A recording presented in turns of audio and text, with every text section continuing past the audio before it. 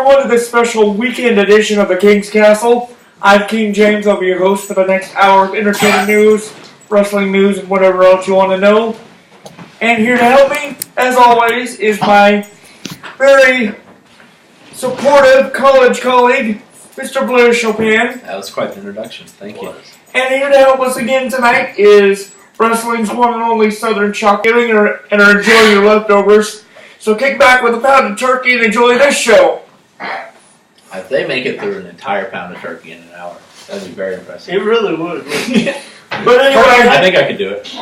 Yeah, me too. We should just film me eating a pound of turkey for our show. Maybe we'll do that around Christmas.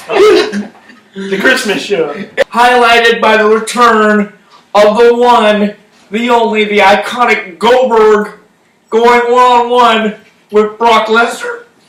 Now, for those of you that didn't see it, in the words of Michael Cole, all you need to know is 1 minute, 25 seconds. Because that is how long it took Goldberg to shock the world and destroy Brock Lesnar. That's normally how long I take.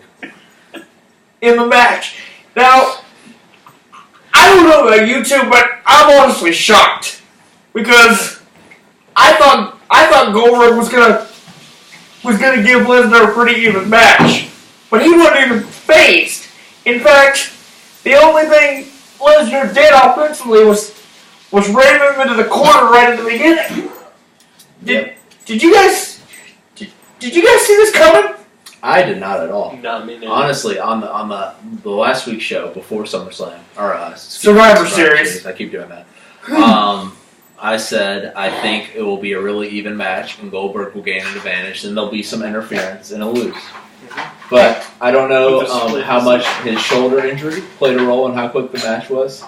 I don't know if they wanted to establish him as a dominant figure for a rematch potentially down the road, potentially at Royal Rumble. Or I've heard this theory that the WWE was upset with Brock Lesnar for injuring so many wrestlers, for flirting with the UFC, for testing. What do you mean by flirting with the UFC? Oh, they've got a fling. For just going to the UFC and fighting in the UFC, and for testing positive for steroids or whatever he did. Well, so this may have been their way of punishing old Brock. And it's funny you should mention the Royal Rumble, Blair, because I have some exciting news. For those of you that did not see Raw this past Monday, Goldberg has officially announced his candidacy for the 2017 Royal Rumble. Oh, I thought you meant 2020 president. He will compete in the 2017. He will compete in the 2017 Royal Rumble in San Antonio. Because Stephanie McMahon seems to think Goldberg has one more title run left in him. And personally, I'd love to see that happen. But what do you guys make of this? Because let's not forget, to get to the main event of WrestleMania, Goldberg's going to have to overcome 29 other superstars. And sure, 12, 13 years ago, that would have been no problem. But as we talked about before, now he's pushing 50. And we know he still has it. But you think he can get the job done? Yeah, I think it would be great to have him in the WrestleMania main event. Yeah. Or fighting for a title at WrestleMania. What a way to go out that would be. That would be a good way to go out. Well, and I think he could win the match, just depending on where he enters. The only problem would be if that was his last match, what does he do with the belt? Does he just give it to someone else? I don't know. No, well, just so you know, they have a tournament for the Goldberg belt. Just so you know, that'd be fun. In the event Goldberg were to win the belt at WrestleMania and retire, then the belt would be held up, meaning there would be no champion.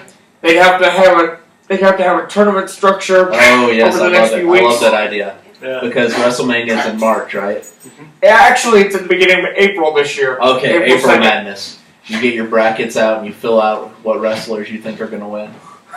That would be good. Well, who would be your unless you want to be sued by college basketball. Who would be your Cinderella in the wrestlers bracket? Anyway, I think it would be the guy who ate the mole off that woman's face. You mean the boogeyman? The boogeyman. He'll come back and he'll win the title and he'll eat moles and. Well, it'll all be fun. How do we know he's not chowing down on earthworms? Oh gosh. Well, I think I just lost my appetite. So much for that steak. That's another thing. Yeah, I know, right? That's another thing you used to eat, but that's a whole other story.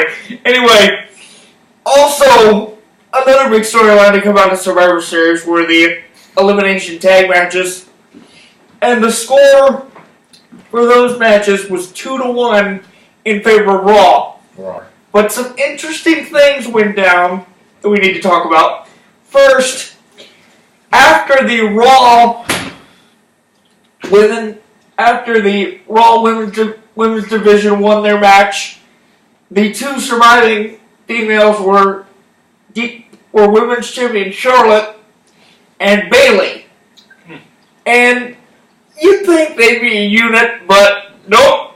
After Bayley got the pull, Charlotte got into the ring, decked Bayley right in the face, and stole her spotlight. So my sense is that this could set up a rivalry between Charlotte and Bayley, being that Bayley's the ultimate underdog.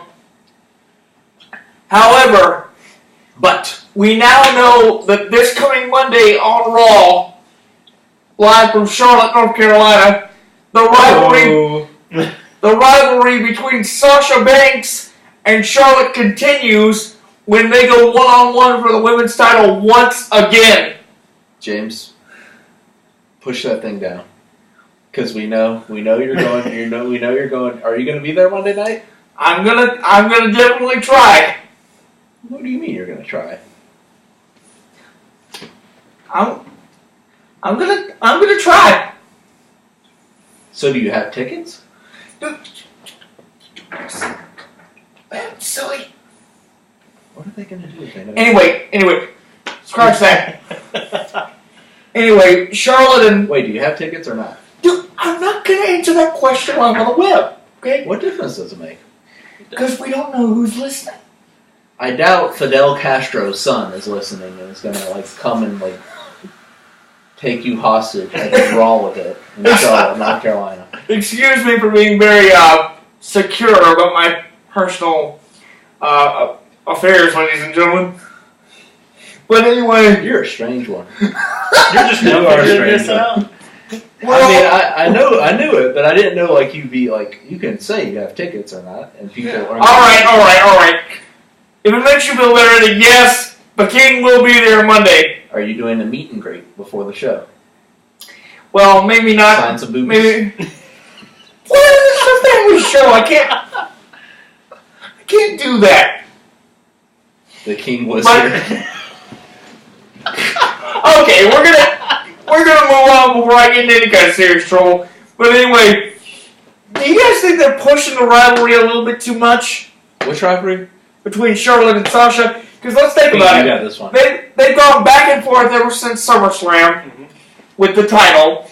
They had that epic first ever women's Hell in a Cell match back in Sasha's hometown of Boston. Don't you think enough was enough? I think they might end the rivalry Monday. Ooh, Pete, tell us more. You think? Just because of what happened at Survivor Series. Yeah. With Charlotte hitting Bayley, I think the rivalry between Sasha and Charlotte will end. Well, and they're setting it up for Charlotte's next rivalry. What do you think? They're going to let Charlotte keep the title since Raw's in her hometown? I don't know. That's a good question. Because I kind of don't think so, but I don't know. I've seen situations where people have tried to, where the booking staff have tried to humiliate the hometown hero town again in any wrestling promotion. I mean, let's look at what happened with Montreal back in '97, Michaels and Hart. Yeah. They screwed him out of the title there. And then the last time we had a women's title match in Charlotte was 2004, Trish and Lita. Mm-hmm. Lita came in as the hometown hero, and she left as champion, but she then lost it about a month or so later at the next pay-per-view. Mm. So I don't know where this is going to go, but I have a feeling this is going to be epic. So that'll be interesting in and of itself.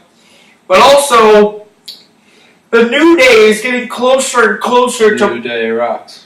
the New Day is getting closer and closer to breaking something like that. Demolition's record of the longest tag team champions in history. Mm-hmm. But they have another roadblock coming up Monday on Raw as well when they defend their titles against Gallows and Anderson because Mick Foley wants to see them earn that record. But judging by what's happened ever since Hell in a Cell, I think they could be in trouble. Because let's be honest, they got themselves intentionally disqualified at Hell in a Cell to hold on to the titles. And then last Monday, they got lucky because the referee's view was obstructed when Xavier Woods was tapping. So, I don't like New Day's chances here. New Day won't rock? Well, much like Cleveland. The expression I have a feeling is going to change from New Day rocks to New Day falls. New Day falls. Okay, now That's not as catchy. but I've got a question for you now, James. Ooh. Okay. Pete taking the host role. What if just a thought? What if the New Day actually does lose the titles? Do they turn heel again? Ooh. Well, they are contractually owed a rematch. They do look like heels in So- America. But how do we know they're not going to turn on each other? That's what I'm saying. Like trying to blame each other for the loss, and then the team will eventually break up. That's my question. If they turn heel, one of them will have to turn. They'll turn on each other. Right, but who do you think that would be? Who's the gay one? Well, I don't think he's in the New Day. Wait, aren't all these wrestlers in like underwear and shirtless? well, And, like crawling all over each other, sweating? I shouldn't have asked that. They're all gay. It's just basically gay porn. Is that what it is? I'm not gonna respond to that because this is a family show. But like honestly, I There's think always family members in gay porn. But Mr. Chopin, to answer your question, the gay WWE superstar who shall remain nameless is actually one of the members of the former tag team known as the Primetime Players. Wait, why is he out? Why wouldn't you be able to name him? Because we don't want to embarrass anyone, so I'd rather not say who it was. See, I think you're being homophobic because why would it be embarrassing for you to say he's gay if he's come out and said he's gay? Okay. Good point. I'm not gonna go there. But anyway, when we come back, we have some. What's the difference between saying he's gay and saying Pete is straight? It should make. I have no idea where that could. It should make no difference, sir. Okay, sir. Gay is okay. Oh God! Not again! Not again! You Alright. Let me ask you a question, Mr. Chopin. Uh-oh. Since you say that's okay, then do you know who this openly gay WWE superstar is? I don't. Is it Boogeyman? No. I know who it is. Pete, who is it? I don't want to get anybody in trouble. What? Why would No, I'm kidding. I know exactly who it is. Say it, Pete. Say it. Darren Young. Darren Young, I knew it.